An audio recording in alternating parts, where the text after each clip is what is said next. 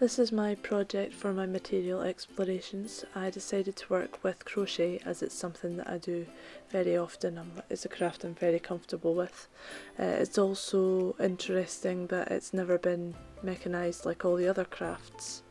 In some way or form they're mechanised, but crochet has never been able to be because it's so intricate. You know, you're weaving round and behind and through, and they've never been able to mechanise it. The other thing that I quite like about it is it's very fluid, it's very able to be manipulated in whatever way, shape or form you decide to manipulate it in. And it just makes me feel really comfortable with the craft, knowing that I can do whatever I want with it at any given time. So that is essentially why I chose crochet.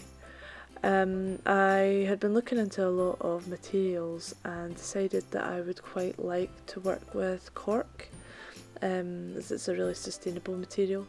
However, whenever I sort of tried to cut it or use it with digital fabrication, I just ended up with a whole load of cork crumbs, which was never ever going to work. So instead I swapped over to acrylic and thin MDF to use, as well as 3D printed objects.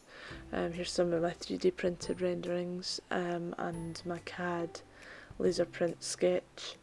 I did some other freehand ones while sitting in front of the laser printer, but I was unable to get a screenshot of them. For some reason it didn't save to my phone. So I began with my explorations just playing with some simple stitches, winding them through and around the shapes that I had. And then during my research I came across some work by the twins Margaret and Christine Wertheim. I first actually became aware of them through a talk entitled Radical Craft Reimagining Crochet, where Christine Wertheim and another two crochet artists called Toshi Hirochi McAdam, who is a textile artist, and Shauna Richardson, who is a crochetermist, talk about how their crochet is considered radical because it's new and completely different from what the average, crochet squares with grannies is sort of what people imagine when they hear crochet.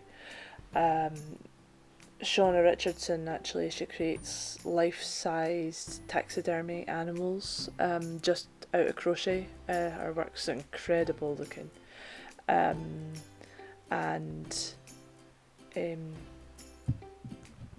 the other lady, I forget her name again, Toshihiko, she actually creates massive big play areas with, she crochets them by hand. It's incredible. These huge big play areas, just by sort of, I think she spends a year per play area, and just crochets them for like 16 hours a day. It's mad. But she's been doing it longer than all the rest of them. But the work that really interested me, obviously, was the work of the twins, and they, through a sort of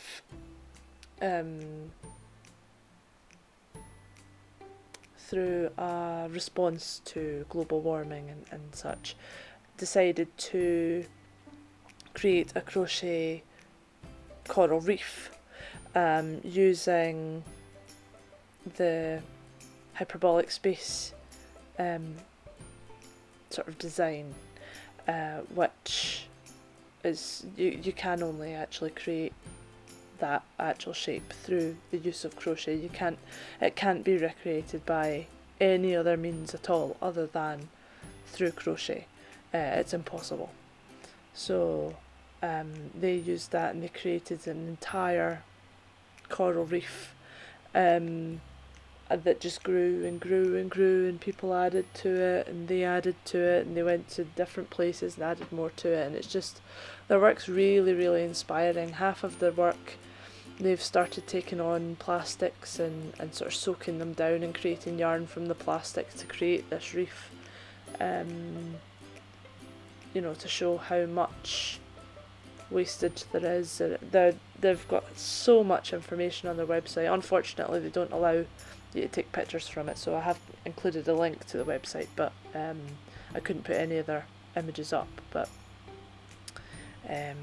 their work has greatly inspired what I have decided to do as my final artefact, which is sort of take some of the experiments that I've already done and do them in the style of the hyperbolic space. So by creating all these loops, and it's the same way that the brain is made up. The actual amount of space that the brain takes up is huge if it was made all flat, but obviously because it uses hyperbolic space, it twists in back on itself. Similar to the intestines actually as well, and it can sort of take up much less area by doing so, but the shapes that you get from it are beautiful, so that's what I've decided to use as the concept for what my final artefact will sort of look like.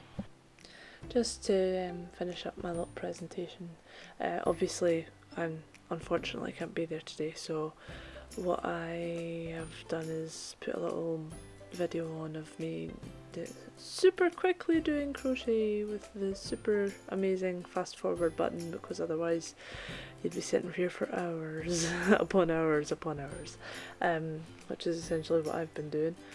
But yeah, so this is me just creating some of the hyperbolic shape. You can see it sort of twisting in and back on itself. It's really actually a simple concept to do if you know crochet. You just sort of start with the first stitch and then increase however many you want to increase between the first and the last stitch in the line, and the more you increase per stitch,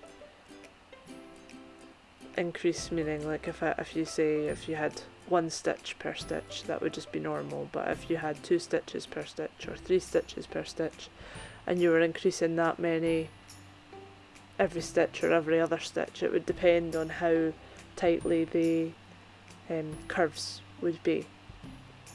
So in order to make these more organic looking, I'm going between, as you can see, there's the shorter bits, and then I've done longer bits that are more densely increased in areas like the area that I'm doing just now, where I've got a period of 4 increases and then a single to sort of stop that increase. It's almost sort of like petals, but by the time I've gone round the next row, that'll be sort of curls. So this is what I started with, is this shape here, and I went round and I did 10 and 5 and 10 and 5 and 10 and 5 and 10 and 5, which is gradually turned into that. The big parts are 10, the small parts are 5, big parts are 10, and the 10 went into 20, went into 40, so that is about 65 or 70 now, per single area that started off as a 10.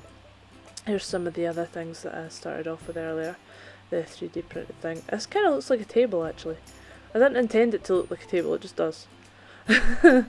So my daughter will probably nick that for her doll's house.